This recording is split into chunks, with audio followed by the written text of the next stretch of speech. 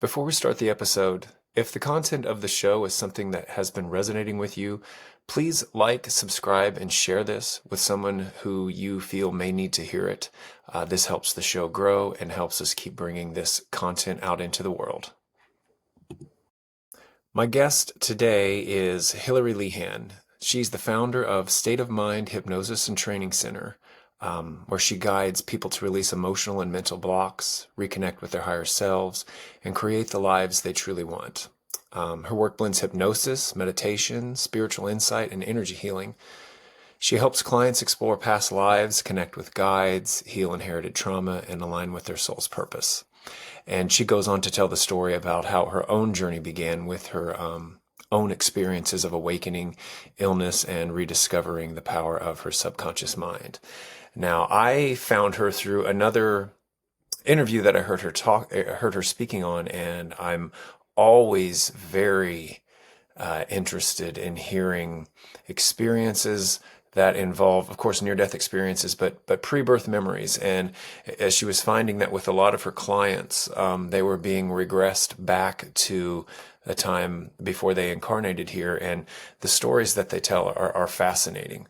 There also are accounts of people remembering either lives as what we would call non-human intelligence or extraterrestrial intelligence, or maybe just tapping into the consciousness of non-human intelligence. It's hard to say, but I'm finding it extremely interesting over the years to see how we cannot have a conversation without NHI, without having a conversation about consciousness. And these conversations about spirituality and the extraterrestrial phenomenon are constantly overlapping anymore.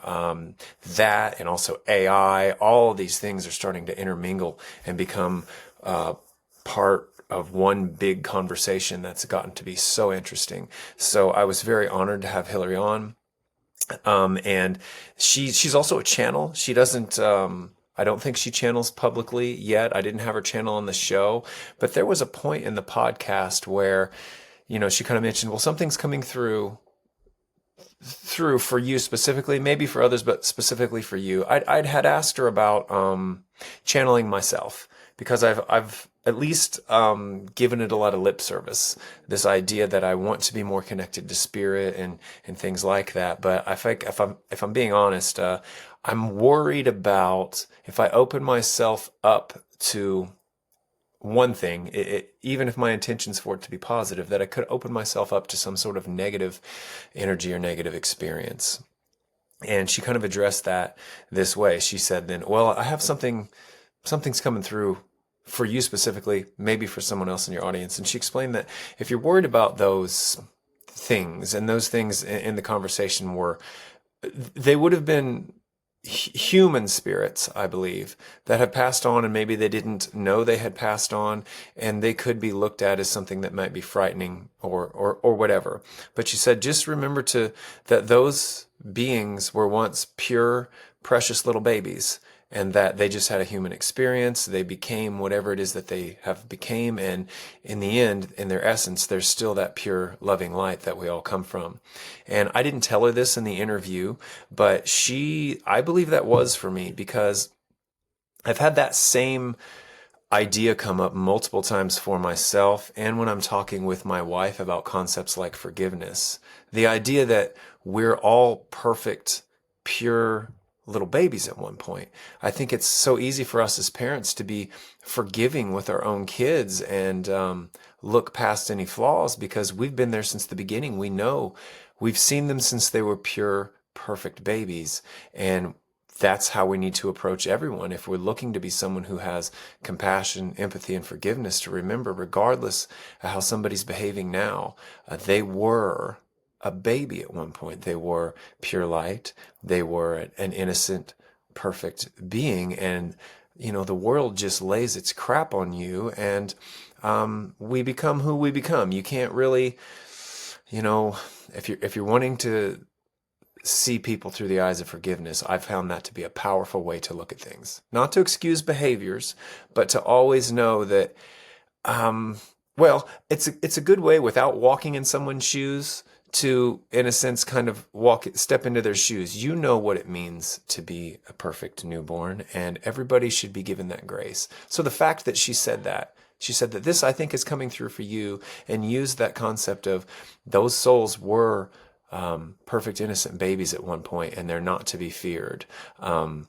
That gave some credence to her. Not that I was sitting there trying to question Hilary or anything. I just thought this was going to be an interview with someone who had an interesting practice and was finding these experiences coming through her clients of pre-birth and the afterlife, and maybe some extraterrestrial experiences or contacts, things like that. But Hilary, if you're listening to this playback, I think you were right. I do believe that was for me, and I do think other people will hear that. So anyway, I didn't intend for this to be such a long introduction, but I hope you all enjoy my interview with Hilary Leehane.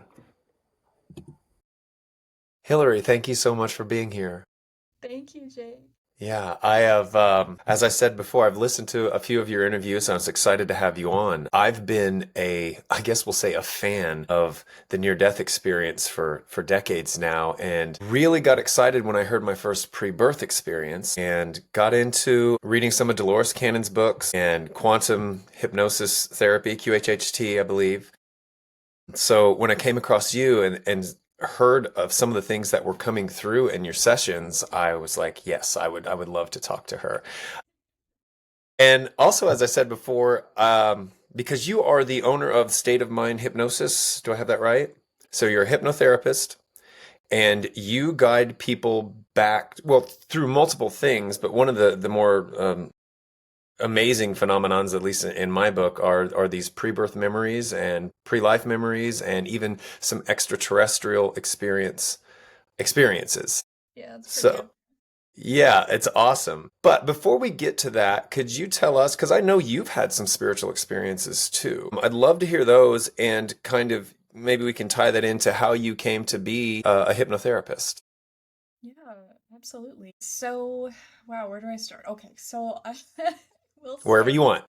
Yeah, so so I'll start when I had I don't know the exact age, but I've been going with 21 because I believe that's when it was. So at 21, I had what we would call a near-death like experience, right? I'll never know if I died. It certainly was like that when go back there in my experience. Um, I basically was going through, I was sleeping, it was early morning, and I was going through this tunnel. Lots of amazing colors, light at the end of it, it's so cliche. Yeah.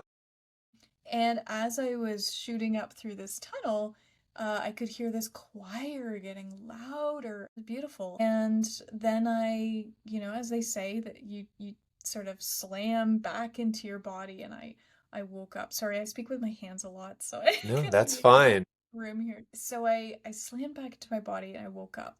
Now, when I was 21, like I did not know about NDEs. I had interest in, tarot cards and psychic stuff and things like that, but it never even dawned on me that someone could die and come back and have an experience. So there was that, and that stuck with me.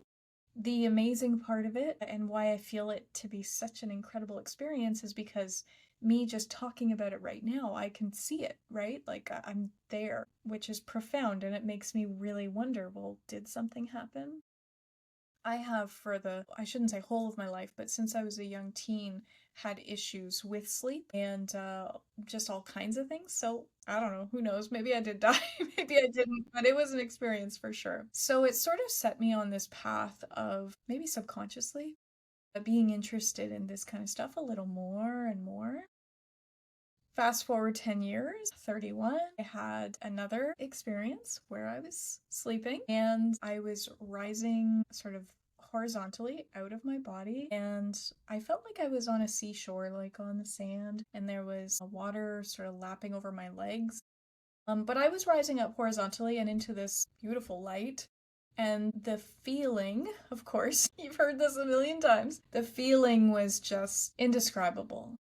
It was just the deepest connection you could have we call it love a lot, but I don't even think that word is good enough for it, you know? And so I'm rising into this light, this love, and I'm thinking, all right, I'm good with this. I'm dying, right? I'm dying.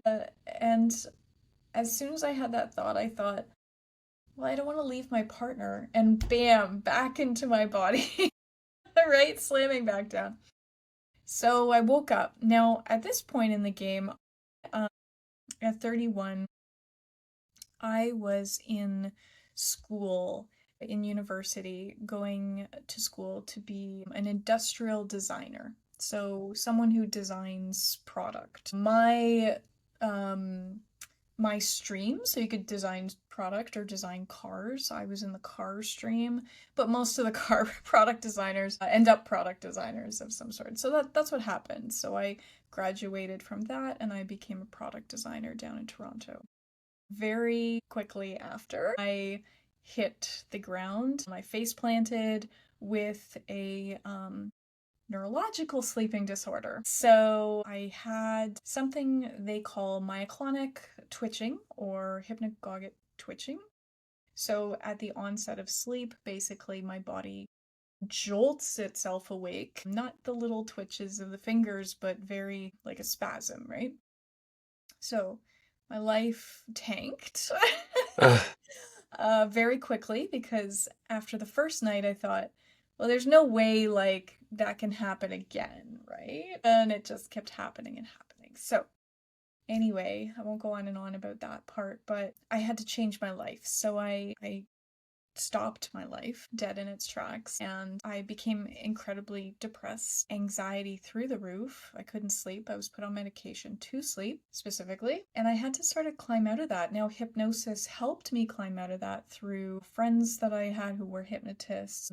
I wasn't a hypnotist at that time, I was the designer, and they helped me come out of it. It took a while. It wasn't, overnight or anything, but it helped me climb out of it.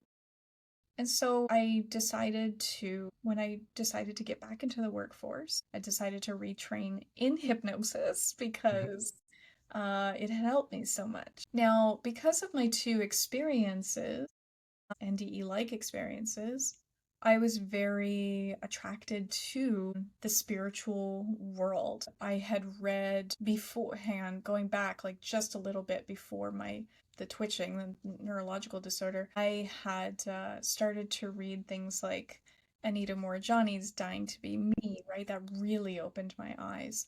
I went down, at that point, I was going down like the NDE path, and at that time, there wasn't a lot of content. IANS had tons of it, Mm-hmm. NDERF had tons of it, but there really wasn't a lot on YouTube, right? So I blasted through everything that I could get my hands on. And I thought a lot to myself, what am I doing? Like, why am I so obsessed with this?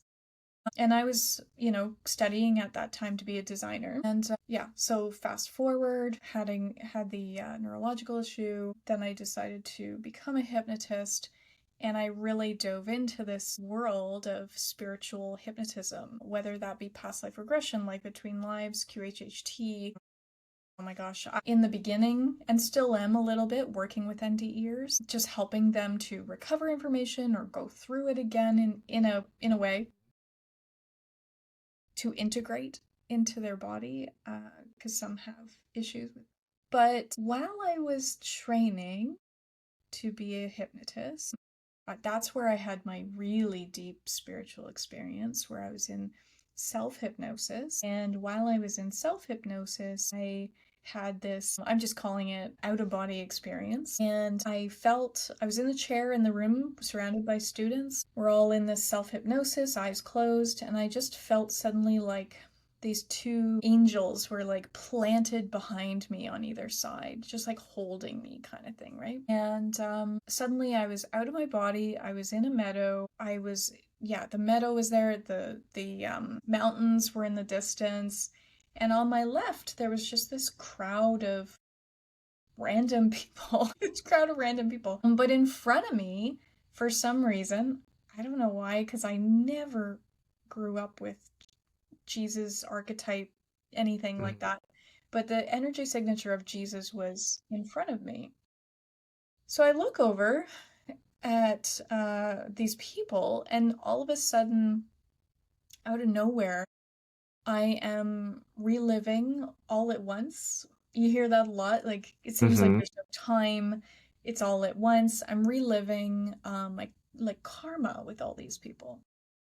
And it's not so great, karma, right? It's not great. So I'm reliving that. It jolts me because of it, the extremity of it. Like, it jolts me out of it.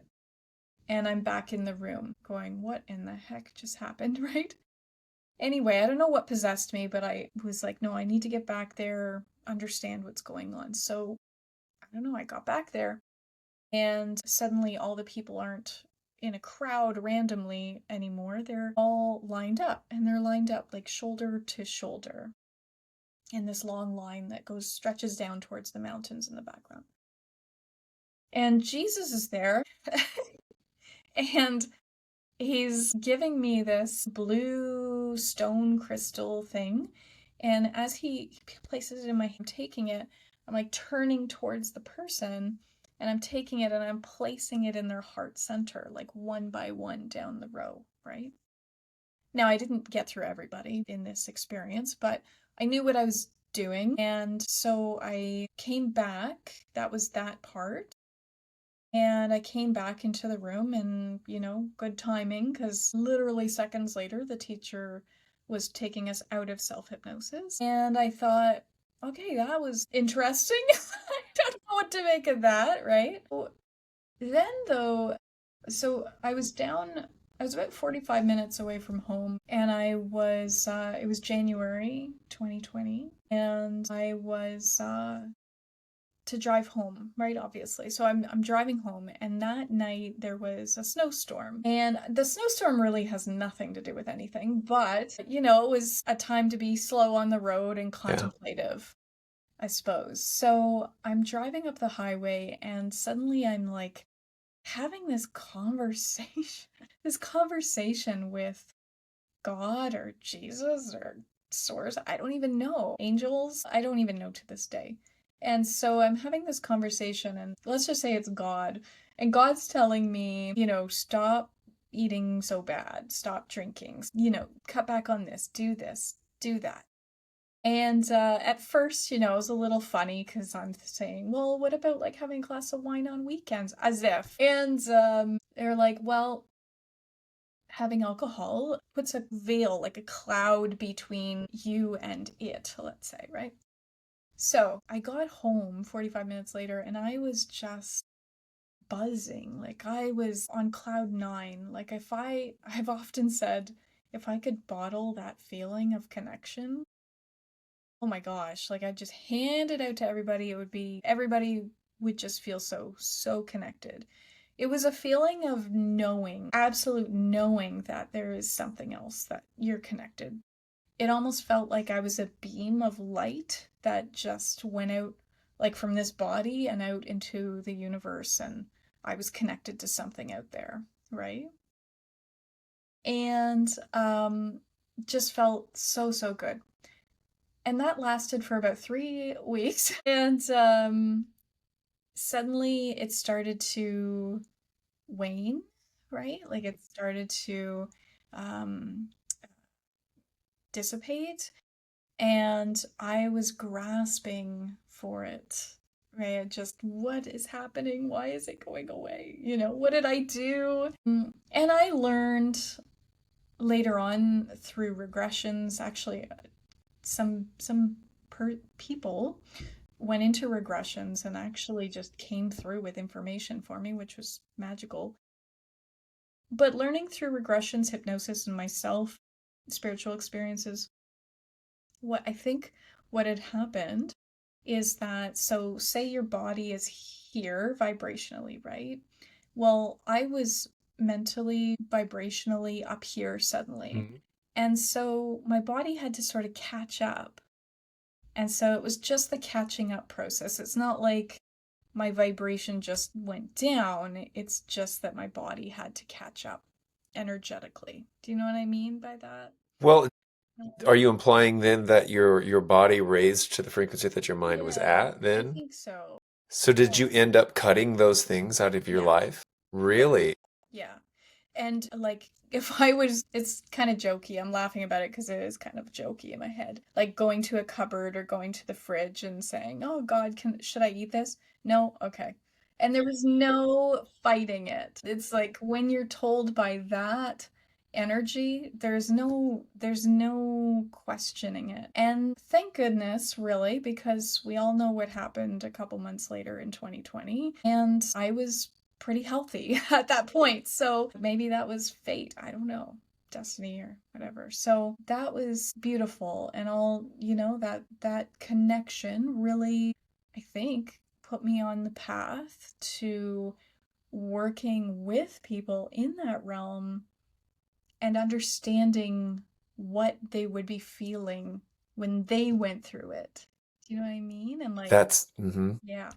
I was going to ask you about that if you felt that that was, it sounds like all the way back to the first, Mm-hmm. call it out of body experience you had, was just setting you up to be the perfect, one of the perfect people to do what it is you're doing and to have an understanding of it from your client's perspective. And yeah, all of it. I don't want to interrupt you if you were going to keep No, going. that's, I mean, besides then opening the clinic, smack dab in the middle of it, which was nuts, right? When, the world's kind of crazy at that point and I'm opening a brand new office, I don't know, but it seemed to work out, and now we're actually letting go of the office because most of my clients are, all of them almost, are around the world, right? I work with mostly people in the US, but I have clients in Australia, Europe, the US, right? Africa, yeah, it's all over the place.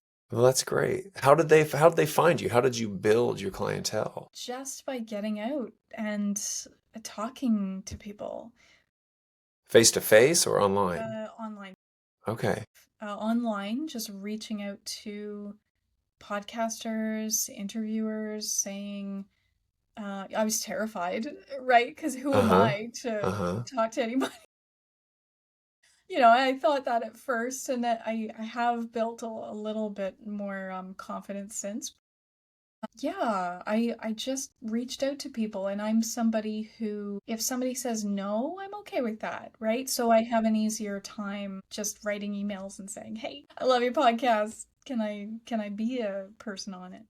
No, that's great. I only ask because I wonder if you're feeling how supported you probably are. You took a leap, it sounds like. Before you had all these, I guess what I'm interested in is you'd left your previous job as the engineer. What was the transition like going from one to the other? Like, was that a difficult thing? Was it a It leap of was faith it type was of thing? difficult. Yeah, it was difficult. It was a leap of faith. It was terrifying Mm-hmm. because I had made the association between working like that in the corporate world and my health decline, right? So, Uh-huh. um, I remember, oh man, I remember when I wanted to get back into the design world before becoming a hypnotist. I went and did an interview at a design company and I got the job. So they called me and told me, "Hey, we'd like you to start on Monday," kind of thing. "Are you interested? Do you want the job?" And I lied and I freaked out on the phone. I didn't like freak out on, they couldn't hear me freaking out, but Uh-huh. internally I melted down and I lied and I said, "I've already got a job," when I didn't. Because I was terrified to get back into it. I was like ramped up and, yeah, let's do this, let's interview, I want this. And then I just caved, right? Because Yeah. terrified to have that happen again because it's something you wouldn't wish on your worst enemy, what I went through. Yeah. So then it must have been like the first week of January 2020. And yeah, I'll just say around then. And I had a little thought. I texted someone who had helped me come out of the disorder through hypnosis. And she is a trainer. hypnosis trainer. And I said, you know, can you tell me when your training is next? Because I want to save up for it and take it, right? And she says, well, it's starting this Friday. Huh? So I thought, okay, this is maybe divine. So I took her training. I just said, okay, let's do this. And then of course, you know, I graduated from the training and a week later there was COVID. So it's like, what do you do? Yeah. But no, it was perfect timing, really. But it was very hard. I had to do a lot of letting go of that person Hmm. because I studied for years to have that ego and have that person. And part of me is not scared, but notices the ego that I had with that person and wonders sometimes if that led to some of the downfall. Yeah.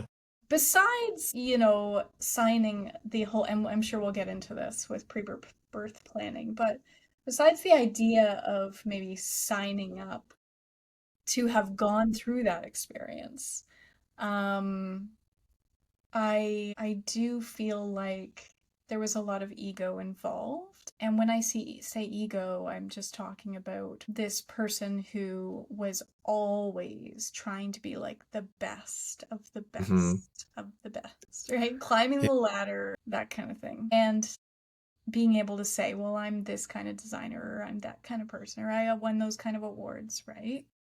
And that's nice to a point, but when you make it who you are and that's it, that's when it gets kind of sketchy. Yeah, and then if it goes away, then you feel like you've lost, who you are. But yeah, So absolutely. there's It that was very aspect of it hard. too. The reason I ask you that is because there are so many of us that are not content with what we're doing because for whatever reasons, a lot of times going through a spiritual renaissance of our own, an awakening where we're like, okay, this life doesn't work for me anymore. COVID brought that out of a lot of people, but your story mirrors mine so much, even to the point Really? of, because yeah, I was in education and I left education 3 years ago. I taught through COVID and I was already kind of, I don't know if this is what I want to do, but and then I taught through COVID, but it was the year after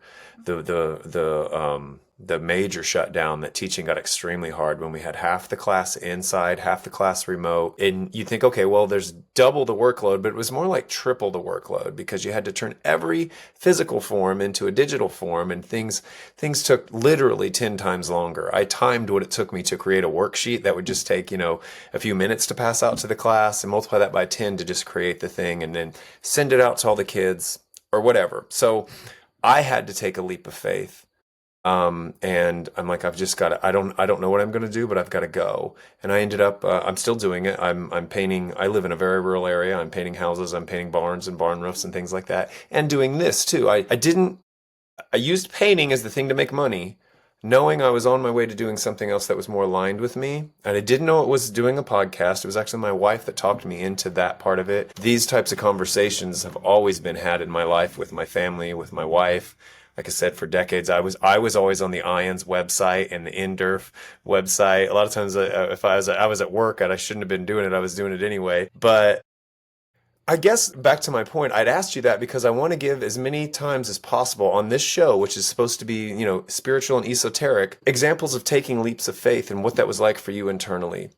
And the fact that you almost went back to the thing that you didn't want to do. And you followed these breadcrumbs into what you are doing now. Because I wonder, were you aware, like, was that the first time you had like the direct impulse of, I'm going to call about taking a class in hypnosis? Had you been dancing around that idea for a while or did it just pop up and you're like, hey, let's make the call? Yeah, so that's an interesting question. So while I was in university, my husband took the course to be a hypnotist. And I was so jealous. I was like, oh, I want to do that, but I'm in this university course. And, we don't, well, who am I, what am I So supposed to do? I something resonated in love you with university. it. But yes, something Yeah. resonated with me. And it was that moment of texting my old trainer, asking her, that moment I suppose was built up from way long ago, wanting to do it, but it was a moment of, oh, I should do that. And I did it, right? Yeah. And I just wonder if I hadn't have had that little thought come into my mind, I wouldn't have been part of her course. And she didn't teach it then for a while, right? Because after the course, that was COVID. So Yeah. it was on hiatus for a while. So, um, yeah, was definitely, as you're asking those questions, I'm really going back and I'm thinking, wow, that was sort of divine. That was, and it was a leap of faith for sure. I am so glad that I didn't go back into that industry. And I think if I had of, Spirit might have been like, all right, let her do it for a few years. Then it Something would would have have come been up. down again. So yeah, it was faith, absolutely. And I don't know, there was so much going through my head at that time that it's hard to pinpoint certain things, but I was feeling more connected to spirit at that time. I suppose also because I would just be begging God during those nights, begging angels, spirit, higher self, like what is happening to me, So there was a deeper connection, I think, at some level. Well, that's a great story and a great example. I hope people heard that. I hope they internalize it. I hope those that listen to this show regularly think back to all the other guests that tell that same kind of story, because it does seem to be a blueprint for following your alignment, listening to your heart.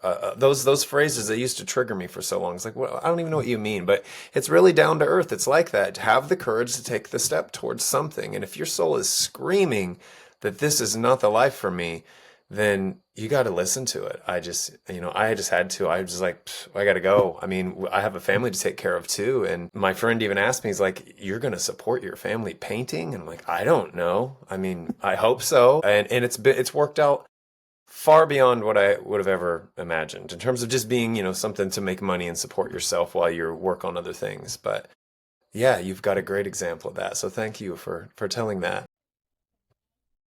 If you don't mind, I would love to hear some of the more using you and your choices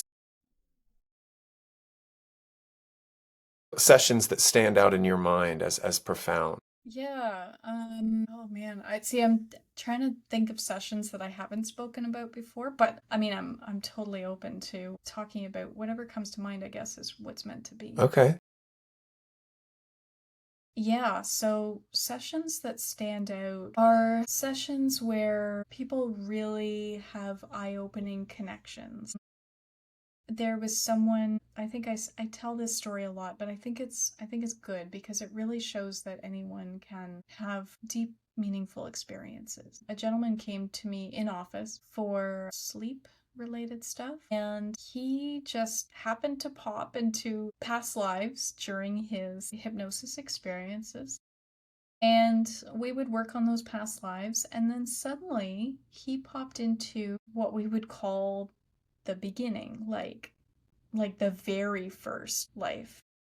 But it was the first life in terms of separation. So imagine that we've had all these lives going back, and then there's source. Like imagine source is like a big, just metaphorically here to make it easy, like a big sun or something, and there's little us like separating from it and then starting out these lives. So he went all the way back to that initial separation of coming apart from the whole. And in his experience, this isn't everybody's experience. I believe that we see and feel and bring to mind what we enjoy in lifetimes, what we are attracted to. Just because one person sees something Egyptian doesn't mean that that's what it is. Maybe someone sees Jesus or someone sees someone else, Buddha or something, right? So Yeah.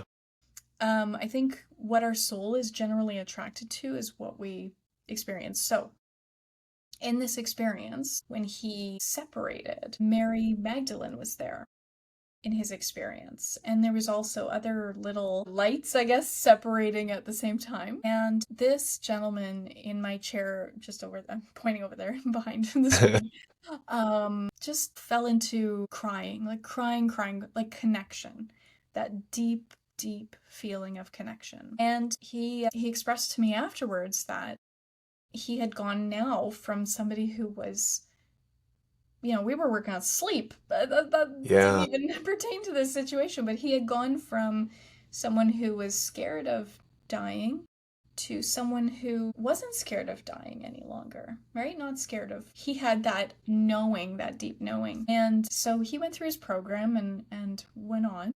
But I remember, it must have been a year ago now or something. I don't know, lost track of time. But I was saying bye to a client at the door and I saw him walking up the pavement, like the parking lot. And I kept the door open for him and he came in and he gave me a big hug and he was like, I just want to thank you again for all that. It was lovely. But just such a beautiful experience for him, right? Yeah. And he wasn't even asking for it. It just happened. So I think so that experience just leads me into this. I think there's a lot of people, I talk to a lot of people, especially when I have my consultations, is they're worried that, well, I'm not good at meditation, or I have this going on, or I really want to I want to experience something. Do you think I have any hope of experience something in my life spiritually? And I truly believe that people do, and it's not going to be the same for everybody. It's not always in hypnosis, right? I have to say that. It happens a lot in hypnosis, but I have lots of clients that don't have extreme spiritual experiences. But I do believe that through quiet mind, meditation, connection, even going into your imagination and just expanding on connection, whatever that looks like or feels like to you, I do think that wonderful things can happen in that vibration realm, that experience realm. Yeah, I'll dive into another story if you want me to. Yeah. Do you Yeah. have any questions? Oh, well, I did about his so he was Mhm. saying when he separated as a Mhm. spark, Yeah. Mary Magdalene was there. Did she say anything to him? Did it mean anything to him? It's just an image that he had that he It was just saw. an image, yeah. So I would assume, I don't go into that with clients exactly, but I would assume that either in this life or as a soul, he's attracted to that kind of narrative or that kind of storyline, that energy, right? Her energy signature, just like I had Jesus show up in mine, and in this lifetime, Jesus was not part of my growing up, right? So maybe as a soul, I like the feeling of that energy signature, right? So that's really calming for me. That's really inviting for me. Well, I was going to ask that too because you specifically said energy signature. So did you Mhm. see a Yeah. version of Jesus? You saw I this did. man, and Yeah. did he look like the classic imagery? Was he totally different? No. What did he Yeah. look like to you? So he looked, and people, if they're listening, they're going to probably hear this from other places as well. There is a girl who painted him. Do you know who I'm talking about? I think I do. Okay. I don't know her name. Very realistic paintings, though, Yes. right? Yeah, she had her own experiences, and Yes. yes, I don't know her name either, but I've seen a little mini doc on her. Yes. Yeah, Maybe I can send you her name. You can put it in the show notes afterwards. I can have a look. But that's what he looked like. really. And I had not seen that painting before that time, right? So, yeah, that's what he looked like. But from what I can remember, even her paintings were very similar to, say, the common image of Jesus. He had Yes, longer hair and a beard that I yeah, remember. beard. He had darker skin Hmm. in the painting. Very green, brown, but like I don't even know what color. It was like a mix of colors you could just get sort of sucked into. Yeah. Like, yeah, I'm getting sucked into it now. Beard, curly brown hair. Yeah. And I only ask because I have heard at least one experience where Jesus presented himself to the experiencer in a business suit with his Yeah. hair pulled back, like all, like a I don't know what, but he's like he had the reason for that. I think it was so the experiencer could, in a sense, take him seriously or at least have respect for him. I think it was. So I was curious how he presented to you. Yeah. Yeah, he wasn't wearing a business suit, but he um it was almost like when I go back to the experience, it was almost like I could see his face and that, but the rest of him was almost like a wispy um maybe cloak type, but just wispy. Do you know what I mean? Yeah. But I do think, to your point there, again, I do think that people, based on how they're raised or what their soul likes to incarnate as, or what religions they enjoy when they're incarnated, I think that's what brings us peace in those moments, or brings us clarity. So absolutely, if that person saw him in a business suit, I think you're right. Like, would have been something that would be bringing him more clarity, right? And belief, maybe? I don't know. Yeah, if he had a purpose, I'm sure it was a I'm worthy sure, one.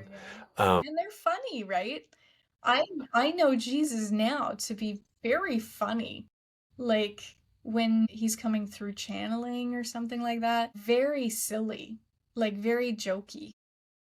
do you have you had multiple clients bring him through? So when you say channeling, are your clients bring him Sorry, through? no, not my clients, just myself in my, So you channel too. I must have missed that detail. I've never given that detail. Well, okay. And you have brought his energy through. Yes, but I don't do it. You know how some channels have channelers on and they channel on the channel? Uh-huh. I am terrified to do Yeah. I won't ask you. I don't want to freak you out there. I'm like, how did I miss that? But yeah, yeah, I've heard that a lot. The sense of humor, yeah. which makes perfect sense to me. Why would you not be full of joy? Right? Being a free being like that, that's evolved to such a state. But no, very cool. I didn't mean to make us digress towards the next story you might have. Did you have that? Did you have one in mind? I think, well, you mentioned aliens, so I think maybe we should go that That's route. what I was going to ask next. Yes. Do you get, maybe this will help, maybe it won't, but in terms of aliens, I know there's anymore our idea of what alien is evolving quickly. So now we're calling them NHI, right? Just a non-human intelligence. And so sometimes people will say they're channeling the Galactic Federation, Federation of Light, all these, they have titles and they're channeling groups, but it sounds like, extraterrestrial energies. Do you have any of those clients bring anything like that through? Yes, yes. So I do. I like the NHI, mainly like the words that mean NHI. Yeah. Basically because it really opens it up, right? Yes. It opens it up to all realms. Um, because I've had people bring through your, stereotypical alien, the gray, the Pleiadian, the Arcturian, that kind of stuff, even the reptilian. And so you would say, oh, well, that's an alien, but there's also things like fairies or like trolls come through sometimes. I had one person a couple years ago bring through these giants that lived in like a huge forest that could fly. Like they would climb up to the top of trees and fly across the forest. So there's all kinds, right? And so NHI sort of, I think that really covers everything that could be not human.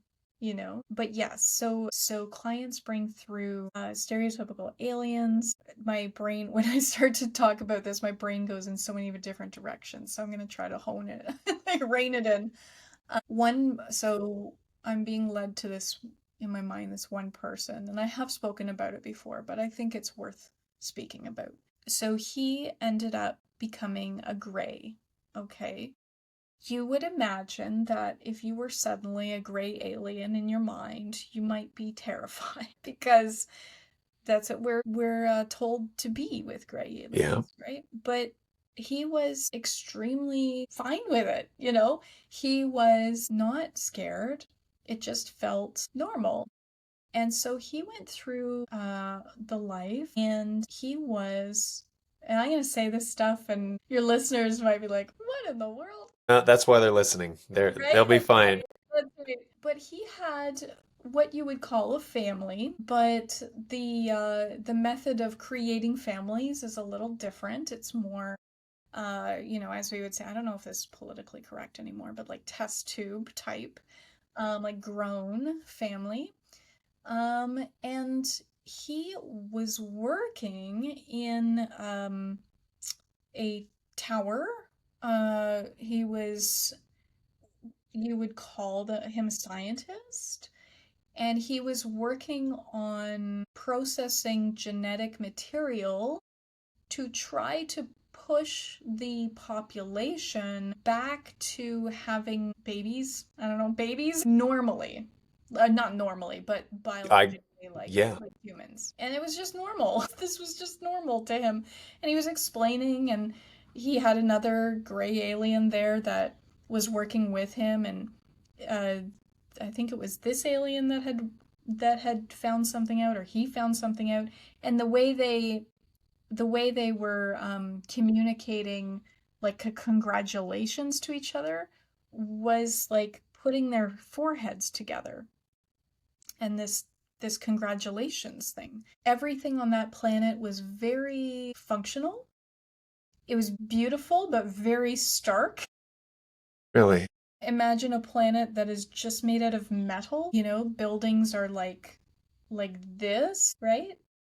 Instead of like this, Yeah. made of metal, and yeah, just very, very functional. Yeah. So did he mention that his experience was that these grays, because anymore it's been presented that there's multiple versions of a gray, but that these grays were actually a future of humanity that has, say, genetically engineered themselves or cloned themselves to the point that they've become, I guess, sterile, unable to have children biologically through sexual actions. And it's like they took a path, this technological path, and they kind of lost their soul, so to speak. Maybe I shouldn't have said it like that, but No, it's okay. and that a lot of times these abduction experiences, what they're doing is they're coming back to get viable DNA so they can then do what you're describing that they're doing, so they can kind of reinstate this ability to biologically create offspring. I wish I had asked that question, right? It's right in line with some stories that I've heard for that being the reason that the Greys do what they do. It was exactly what you were Oh my describing. God. So I'm like, that's it, just right in line with so many other stories That's I've heard. insane. Wow. I should ask him if he would rehypnotize and go back there. We can find out. But no, I didn't ask that question in the moment. I did ask something, sorry, it was a while ago, so I'm trying to pull information.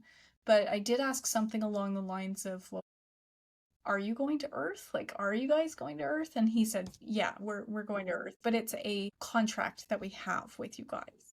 Yeah, So that's another thing too. And I'm very careful when I talk about this because I know that people have had real experiences, right? And I don't want to mow over that or disregard that or in any sense. But apparently what's coming through is that it is a contract in a sense, yeah, right? If we've made contracts with people on Earth to have emotions with or meetings with or families with, stuff like that, um, then apparently, you know, we're all one, even the Greys, mm-hmm, we're all coming from the same one, let's say. yeah, And in the afterlife, you apparently see walking around just like we, you know, and you can choose different bodies to, I'm going down a rabbit hole over here, but like you can choose who you feel comfortable being in that energy realm, and that's what you present as energy. So anyway, they are at the table too when we're creating these lives. yeah, So if someone may have signed up to be part of that, then maybe that's part of their contract. You can see why I'm a little hesitant to talk about it, but that's okay. It's apparently just part of the plan, right? And if you yeah, think about them as maybe in the afterlife they want to present as alien, maybe in the afterlife I want to present as alien because that's my go-to body, right? yeah, There's been many times on this earth that I think I don't feel comfortable. I wish I was traveling through the stars, right? Like that's where I feel comfortable, you know? So maybe that's part of the plan, right? And when you're in that form, let's say metaphorically around the table, creating this life that you're about to live, they are just energy, just like you. They yeah. haven't taken form yet. They're creating that form with you. I don't And know. It makes perfect sense to me. If that's the case, that we're just energetic beings, we're consciousness, and that there's going to be an infinite amount of experiences to have, because what is the creator going to do other than, when you are everything, and you know what I mean? What is there to do? There's no contrast for you to experience other than to like fracture yourself off into these infinite little pieces to have all these different experiences so you can look back on yourself and appreciate what you are. And I know that's a simple way of putting it, but absolutely, if you can contract with other souls here in the human experience, of course these other NHI or aliens are going to have souls too, and why would you not have contracts with them? Say, hey, in this life I'm going to present as a gray, and we're going to go through what you would have probably consider a terrifying experience, but you're going to get this out of it, and I'll get this out of it, and we're both going to be able to expand through it. And it's through love that we do it, is what is the message that keeps coming through. No matter what's going on, the heart of it at all of it is love, even if it is a terrifying experience. Yeah. The reason for it is to help each other and to help, say, source expand. And that's an act of love inside all that fear. Yeah. But No, that's exactly it. Exactly. does that bring up any other ones to mind to you? As I have questions if you don't have one particularly in mind. Let me just dwell on it in the back of my head and you go ahead. It was any kind of experiences where did I forget it? Where the well, I've kind of forgotten. I did have another one where the blueprint and their blueprint was kind of the main theme of their experience. Them looking at the plan that they had for their lives and how it applied to the way that they were living. Yeah. Had any come through like that? Yes. I would say the word blueprint maybe comes up now and again, but going to the pre-birth planning place, let's say where the blueprints are, where you're sort of putting together your blueprint, why you're living this life, happens in almost every spiritual session. Uh-huh.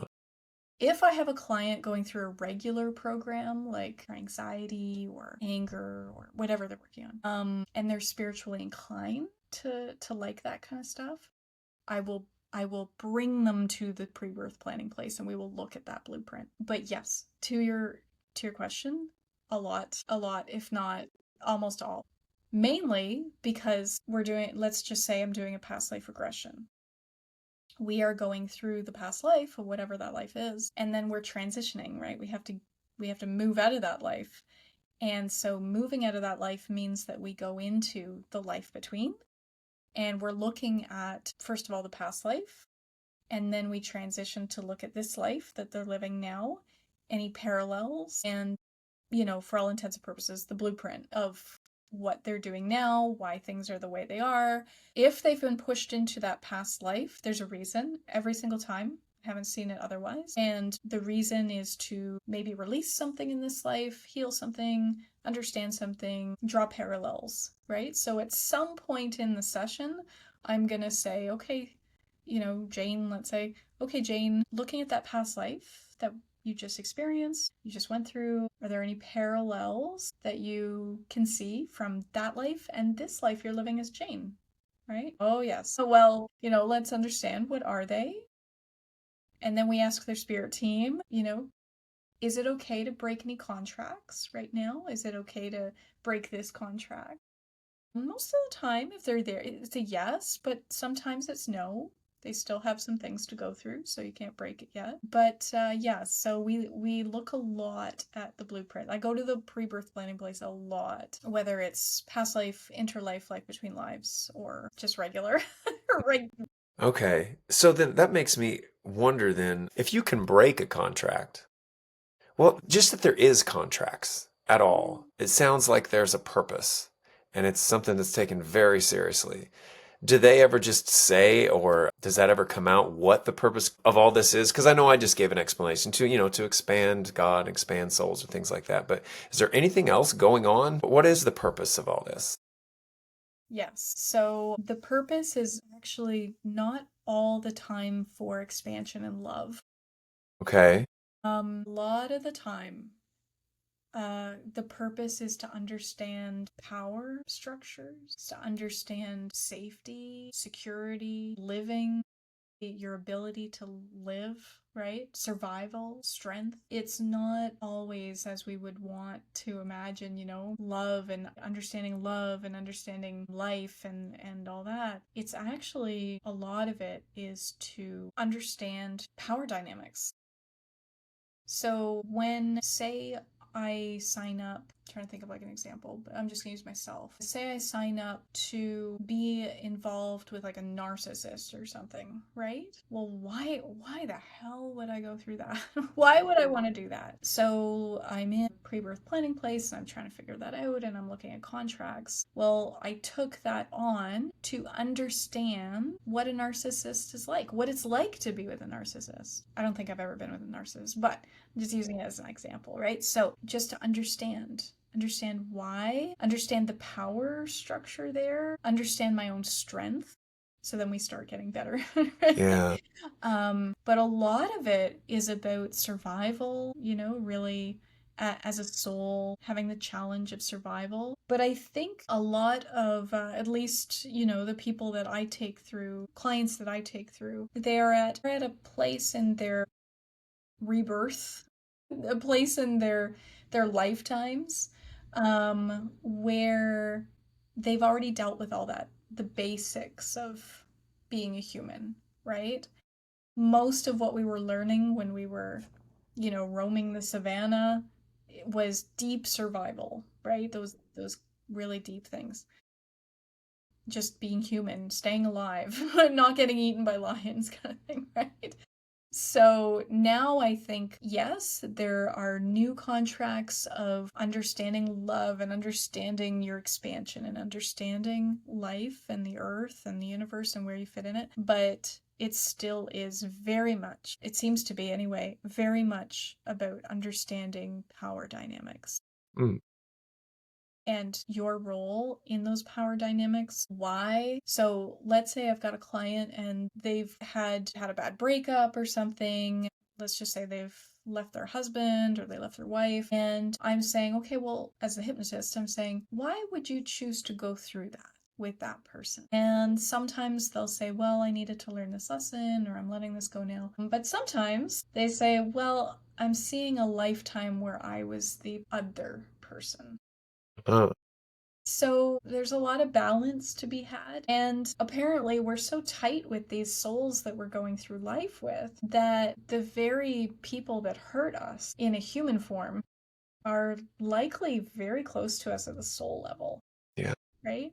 Yeah. I know a lot of people don't like hearing that. I don't even like hearing that sometimes, but apparently that's what it's like. Right? Yeah. So our soul groups are so knit together that we're very close on the other side, spiritually, energetically, but we sign up because we love them so much, we sign up to hurt them.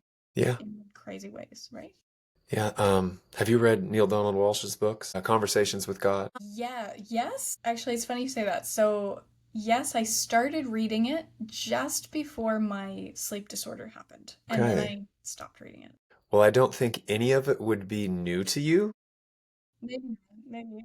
But that concept that you just explained, that it's the ones on the soul level that we're the closest to play the quote unquote villains in our lives.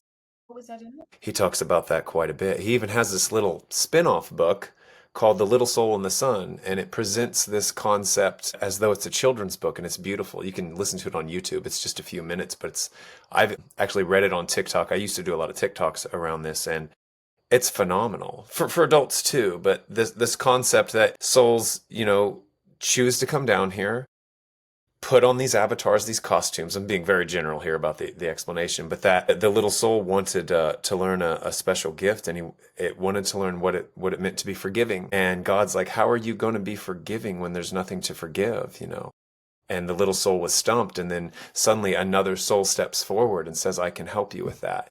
And it goes on and on, but it just says, I need the soul that stepped forward to help says, I need you to promise me one thing, that you won't forget. You won't forget who I am. And at the time that I smite you, please don't forget who I am, because if you forget who I am, I might forget who I am. And then another soul will have to come in to help us both remember who we are. And for some reason, that's giving me full body chills saying that, but there's so many. And have you read Robert Monroe's books by chance? I don't mean to put you on the spot or nothing. read a bunch, so no, not Robert Okay. Monroe. I only bring him up because he has the same sort of experience. He coined the term out of body experience. He was doing the stuff in the 60s and honestly was around sleep studies. He developed a product called Hemisync because he was trying to help people sleep using sound waves. And it was called Hemisync because it would synchronize the hemispheres of your brain and help you get better sleep and, restorative sleep, things like that. And he was testing it on himself. And at one point, he found himself kind of bouncing against the ceiling like a balloon. And it goes on from there, and he thought he was going insane. He went to doctors. He ended up mapping what I guess you could call the astral realm, these outer rings. He got so proficient at traveling. There are three main books that he was end up mapping this realm, but he tells a very detailed story of him and another soul. He called them curls. We were curls. We were curls of wispy energy in this world of light. And what we did there was we played these games where we chased each other's energetic signatures, so to speak. All we did was play. And at one point, BB, they come across, I guess, another group of souls, what they called an STI cruise, a space-time illusion cruise. And on this cruise, one of the stops was Earth. Because this is space-time, it doesn't mean just Earth, but Earth was there. And this tour guide was explaining to them Earth, but it was confusing because they'd never been human. But BB, his friend, decides he wants to go down and incarnate. It's like, what do I have to do? And he had to leave an energetic imprint, sign a contract essentially. He went down into Earth, and Robert Monroe, as AA, the other soul, got to watch him become, be an abused woman in a certain time, be the husband in another time, this, that. And BB got lost and forgot he ever was a curl. And Robert Monroe went through this experience of kind of trying to pull him out of that. And so this was explained in detail in the book. Just these types of things that you keep talking about is why I keep asking, did you read this or that? Because you're having the experiences that are written in these books, or your clients are reflecting them back. And it's just amazing, this type of thing. I can't get past it. It's what I'm obsessed with. But yeah. I love it. When it brings to mind what you just said about him getting sort of lost and forgetting. It's something I had somebody reach out to me recently and ask me about this idea of getting stuck in a loop. Mm-hmm. And that is honestly, surprisingly new to me. So I had to tell this person, like, I haven't had anyone come through and talk about this loop or getting stuck in it. So that's something that's really interesting to me. And because they were asking, well, how do I get out of it? And I'm like, I don't know. I thought, Yeah. but I just thought that we passed on and remembered who we were and didn't go right back into reincarnating again, but I don't know. Well, and it probably depends on the soul. It sounded more like in the Monroe book anyway. It wasn't that he necessarily, I mean, while he was human, BB, he Mhm. definitely forgot his connection to source and what he was as an energetic being and where he was from. But it was almost like it sounded like when he came out, he came out of the experience and he was back with Robert Monroe and they were talking again. And he was saying, I was so unfair. I was abused. My husband was terrible to me. I'm going to go back in this time and I'm going to be a man and I'm going to be the one that has all the power. So it was more like an addiction thing. And just getting caught up in the drama. And it could have just been an extremely deep interest in the game down there, but very much like it sounded almost like drug addiction. So it wasn't as though, at least in the Monroe book, that he had totally forgotten himself, but got so covered up with the human experience that there was enough forgetting that, maybe BB got so low and into the human experience that at some point he started to wake up again because, you're going to hit bottom at some point. You've got to start, I hope, you've got to start waking up and coming back out of it. Yeah, the visual that I'm getting, and I don't know if this is psychic or not, but the visual that I'm getting is sort of like Earth, and then that lower plane that you Huh? can get sometimes stuck in, and Uh-huh. then like a higher plane above that, and we're trying to pull people Yeah. souls up from that. Maybe that's sort of where you get stuck into the addiction of the game. Yeah, I don't know. He even called it, as he was mapping it, he referred to what he called the rings. There was the inner and the outer rings. And part of his deal was while he was doing these travels, almost like he was allowed to do it, Hmm. part of the deal with him was as he's mapping this interstate highway type of thing, mapping the rings, he's like, what I had to do was what he called soul retrieval. Certain souls didn't know that they were passed on, they were dead. And he Yes. kind of had to wake them up to that. And some he couldn't. Some were trying to latch on to say, there was one where there were two people, two physical people having sex, and this soul was there in the room trying to piggyback on it and just have a taste of the experience, and it wouldn't accept that it was dead. There was one where he met a lady in her mansion, and she was so frustrated because everybody was ignoring her. I've lived here my whole life, and now all these people in my house, and they won't listen to me, and my husband's gone. I can't find him anywhere. Well, he ended up getting her convinced that you have passed on, you died, just come with me. And she didn't trust him at first. And then he took her, and he was taking her to her husband who'd already passed on. And so they're I guess flying through these rings. And at a certain moment, and this is what happened every time, at a certain moment she was just gone. She went to where she was supposed to go. She probably went to the frequency that she matched with, but he never got to her husband. And he was saying, he's like, I was very impressed with her husband at how far out he had gotten, because he was just so far out they never reached him because he was vibrating, and I guess at a higher frequency than his wife or whatever. And I remember him saying that. He's like, I was impressed with how far out whoever her husband was must have been an evolved soul, because he was out there. He never made it to him. And those rings, like the visualization that you had, even if it was like layers of an onion or whatever, but It's like rings. That's really interesting. We do that a lot in hypnosis, soul retrieval, whether it's planned uh-huh. or accidental. I know there's been a couple people that go into past lives where they wind up, so this is going to be a bit of mental gymnastics. I hope I can say it exactly right. But so say I took you into a past life, right? And you got into your past life, you lived the life, and then you are coming out of the body at the end, but you're not wanting to move on, right? So Hmm. you're not turning around and seeing your body and going, oh, I'm dead. Like, I put this out to everybody. Make sure you do that. Turn around, That see you if, turn and look? Okay. yeah, I'm dead, right? Oh, that's me. I'm dead. So, so then I would have you, as a hypnotist, I would say, all right, Jake, you're going to become Jake now. And you are actually going to be the guide that leads this part of you into the light, right?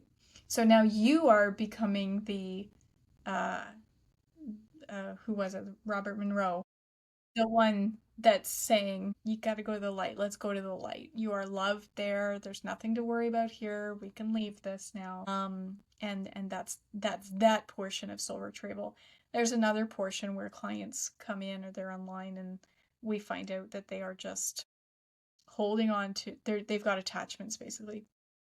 And I don't usually put this out there that I work on this stuff because I feel like I'd have people running towards me. Uh-huh. But that's okay. I I'll tell you one story. Oh my gosh. I had a client who worked in a jail as a security guard and had at least 4 to 5 attachments from where she worked. And when I saw her before we did any work, she was just like checked out. Checked out, like that visual blah, right? Her eyes, you just didn't see much in them. Anyway, so we went through hypnosis, and I hope I don't scare your viewers or listeners here, but we found out quite quickly that there was something hanging on. There was a few things hanging on, but the first one came forward, and literally, she sort of, her persona, who she was, sort of went over here in a sense, metaphorically, and what came through her mouth was a male saying, help me. And so I'm sitting there. Thank God I had done this type of stuff for a while, right? So I said, okay, what do you need, right? We found out that they had been murdered and needed help and stuff, right? Because she worked in a jail. There Uh-huh. was all this real dense energy that was hanging out. So I have a certain thing that I do where we place that energy on this, like out across a stream, like a river, whatever comes up, onto a meadow. And that energy, we open up the sky opens up, there's a beautiful ray of light that comes down, scoops up angels, whoever needs to be there, scoops up the energy and takes it off, right? Takes it away. And you can see visually the client, deep breath, and just this clarity coming over her. She had color come back to her face, like her eyes were bright again. She left the session just a totally different person. Now she had a couple extras that were hanging out that we dealt with in the subsequent sessions, but my God, it was incredible. When you release them, is it an action between you and the attachment or you and the client or all All three three, or all three. really? So you're speaking to the attachment as well. I'm speaking to them, yes. They Yeah. know that they're dead, the attachment. Sometimes, yeah. Huh. And so what are they getting by being attached? Is there an energy that they're drawing off of them and that an energy that makes them feel something pleasurable or like, Not always. Not always huh, pleasurable. Sometimes, like, gambling addictions, that kind of stuff. Most of the time, funnily enough, it's guilt. they're latching onto a It's person who feels shame guilt so and they guilt. can feel it? Nope. So they will latch onto somebody who has a little bit of a lower energy. Now, I want to put this out there. This doesn't always happen, okay? So don't worry. Don't worry. When we go through things in life that can be really energy reducing, surgeries, depressions, traumas, accidents, like say a car accident, sometimes, not all the time, we can have a dense energy sort of come around us and attach to us. Now, sometimes it's for a little bit and sometimes it's for a long while. So, what ends up happening, so I'll give you her example. Well, she worked in that environment and so it was just bringing her down every time she stepped through the doors, right? So it was very natural for things to attach to her. But say like, so this particular one that was saying help me had guilt, okay? Major guilt for what they had done in their life. They knew they were dead, but they had guilt. So this guilt made them feel like I'm not loved. I can't be loved. There's no love out there for me. The light, God, source, the universe, how can the light love me when I've done this? So they keep themselves here by Hmm. stating that over and over.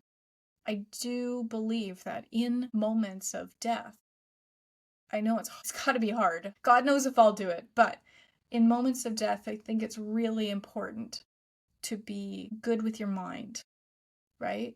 To not be beating yourself up for your life, to have forgiveness for yourself, to have forgiveness for others, right? To not carry guilt and shame. But this one in particular had guilt, so it was for me. I think I took over at that time. She wasn't too involved at that moment, besides, yes, I want it gone. But I took over and I spoke to it about guilt, about shame, about releasing, about how, yes, there's a family over there that's waiting for you. Source is over there, light is over. They love you. You are not guilty. Yes, you had a life. Yes, you did bad things, whatever. But that's not the case anymore. Go on.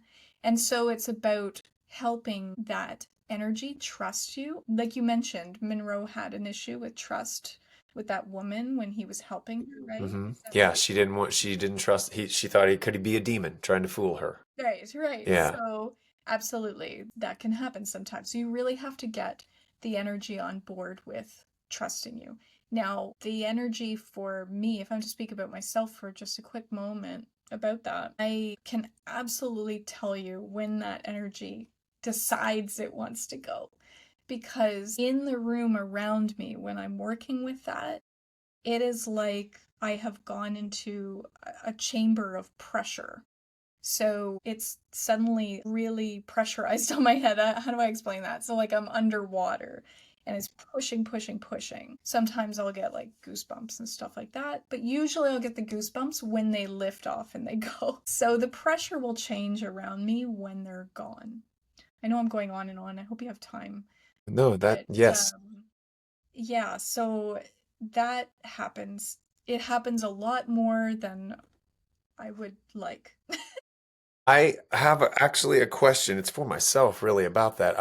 I've always at least said, gave lip service to the idea that I want to be more connected to spirit in the sense that what you're talking about, that you can perceive it in a way that I can't. But I feel like I'm afraid of it. And it's really been coming to me lately that, yeah, I want to just experience all the positive, good vibe feelings of spirit. But you've got to have both, right? Is that just one comes with the other? Is that your experience of it? Do you sometimes get into situations that are scary to you that you have They to deal with? they can be scary a little bit. So what I would say to your question about both, I do believe that it's good to get on board with both. So to understand both. I believe that it's important when you're setting up a session for yourself to just ask for set intention for the highest of being, the highest of light to be with you. I'm talking about like if you're meditating and wanting to go speak with spirit or connect with spirit more, right? Set that intention to have that higher self around you, higher beings around you. And that will ultimately, it should just bring those to you. And you can feel into that feeling. Sometimes, as I said, and I think it just comes with the job, right? People come in, they're low, they're feeling low, think about the other portion of my practice, like I'm helping with people with anxiety, anger issues, depression, that kind of stuff, right? So that's a whole other game that stuff plays into. But I think it's important to understand how it feels to your body when there is something a little off, right? So I feel pressure. I feel like pressure on my head definitely, but pressure almost here pushing down, and I think it's different maybe for everybody. So I would encourage you to not go looking for it. Like, hey, come on. Yeah. But to understand both. But you can only understand both if you're open to one. Do you know what I mean? So if you're too scared or nervous to start at all being open, then nothing will show up. Do you know what I mean? So I think the important part is to get in touch with where you are now, feel into what you're open to now, not like right now, but you know what I mean? Like, and just set the intention for good things to come through, highest light, highest being, let's say. And yeah, just put that intention out there and start there. Start there with good things coming to you. I haven't really, so I'll tell you this, I could be wrong, but I haven't seen it where I'm just meditating or someone's meditating or helping someone meditate and, a dark thing from way across over there comes here. You know what I mean? If you've got stuff around you already that's a little darker or a little denser, it will become very apparent. And that's where you're going to go, okay, I think something needs removed here or helped. So if you just say you went into meditation and you felt a little heavy and you thought, I'm having a hard time bringing through light here, ask yourself just yes or no questions. Yes or no, is this density a part of me? No? Okay. What is going on here? What is that? Are you a visual person Can internally? be. Yeah. Okay. You don't have to be, but so I would say, what's going on for you? I would start asking you questions, right? What's going on for you? Sometimes I'm just having a bad day and I'm feeling a little low. Is this a part of me? No. I'll be driving. Don't do that, by the way. Like, is this a part of me? Yes or no? No. Okay. What do you want? I'm feeling low. I don't feel like I belong here. Okay. Well, you do belong somewhere, so go on. Kind of thing, right? I think the most important part, actually, this is coming to me now, and I think this is important for you specifically and listeners, is try your best not to be scared of these energies because they were once little babies, right? Pure, innocent, and all they're going through is emotional distress. They're not in their heart of hearts trying to hurt you. I don't believe. I haven't seen. I could be wrong, but I haven't seen that. They are just really dealing with guilt shame, and not feeling love. Some of them are hanging out waiting for something to happen because they wanted it to happen in their life. Some of them, their families don't want them to leave, so they're sticking around and they've gotten caught up here with emotions from others. It's a whole spectrum of things why they're here. But I haven't seen, I mean, I know it sounds scary, like the help me thing, but like a scary movie, but they're not to be feared in that sense. You have a lot more power and you can help them. You can help them just like Monroe did, like you're Yeah. saying, right? So I think that's the most important in your journey. If you want to get started speaking and connecting to guides and such, just know that you have the power that if something dense was around you, you could just help them, right? You could talk to them. I know it sounds kind of crazy, but you could just talk to them and help them transition because it is a lot easier than you would imagine. A Okay. transition can happen in seconds. It can happen in a minute. It's really fast. I will. Because I don't know if you can see the book. There's a book behind me. It says opening to channel. I've gotten into this attempting to try to just essentially do that, open to channel. And then, you hear certain things about opening yourself up to possibly energies that you may not know how to deal with. I had an experience like that when I went through a Reiki attunement. It wasn't like it was terrifying, but it was enough for me to be like, what the hell was that? And then that same night, my daughter had an experience too that's what really freaked me out. I'm like, Okay, I right. open myself up to something that is messing with my kids because I don't know how to deal with it. So I don't need, and it was just a Reiki attunement.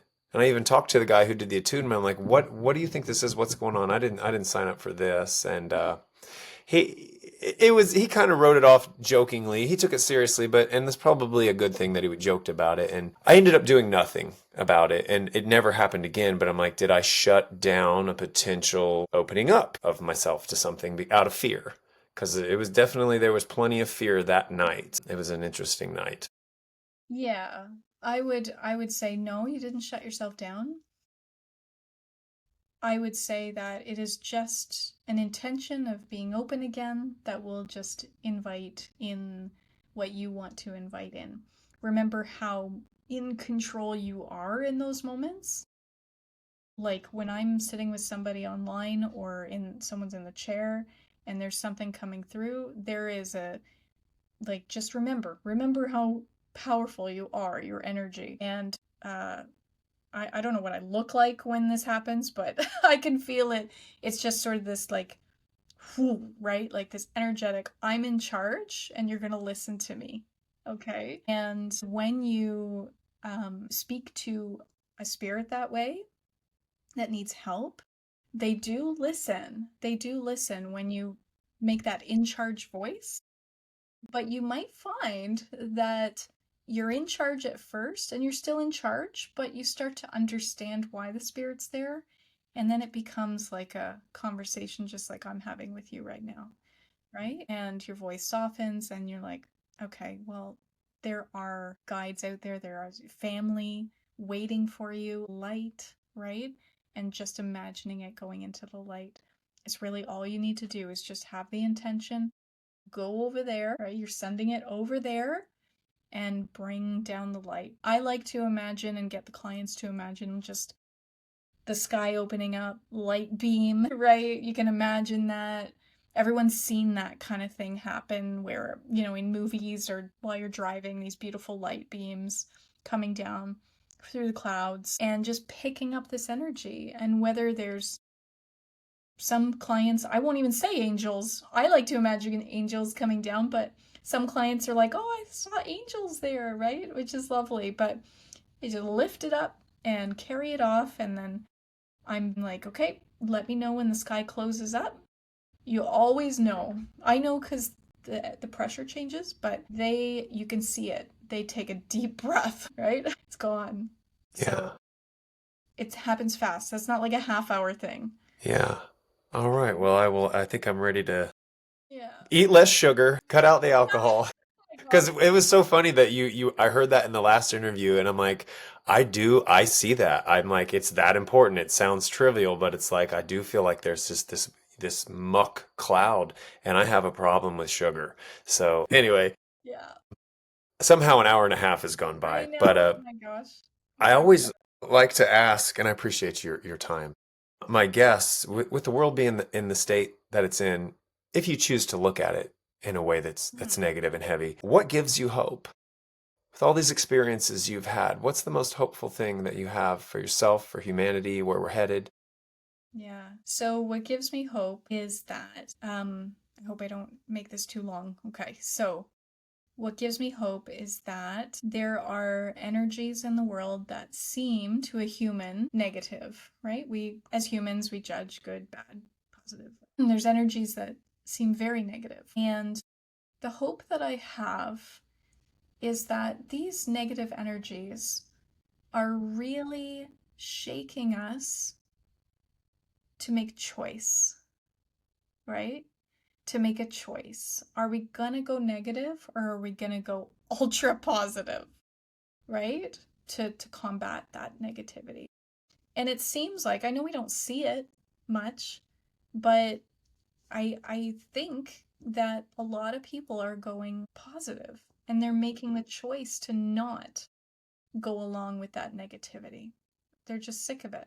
But unfortunately, we as humans, we need it's like this shaking process, right? Often I'll tell clients because they'll ask that question. They'll ask like, "What do you think about this negativity in the world and stuff?" And I'll say, "Okay, so imagine you go to the beach and you got a little bucket and you got a little shovel and you go up to the where the water meets the sand and you're shoveling like wet sand into the bucket, right? So you got this bucket that's full of wet sand. How do you get the bubbles to rise to the top? You shake it, you shake, you bang the bucket, you shake the bucket, right? And those bubbles will come up. And I think metaphorically, that's what's happening in our world. We are being shaken to our core, and we are now, right now, given the choice to choose, right? Choose negative or positive. Try your best to stay away from the negative, the fear. Fear, fear, fear, right? Fear. Yeah.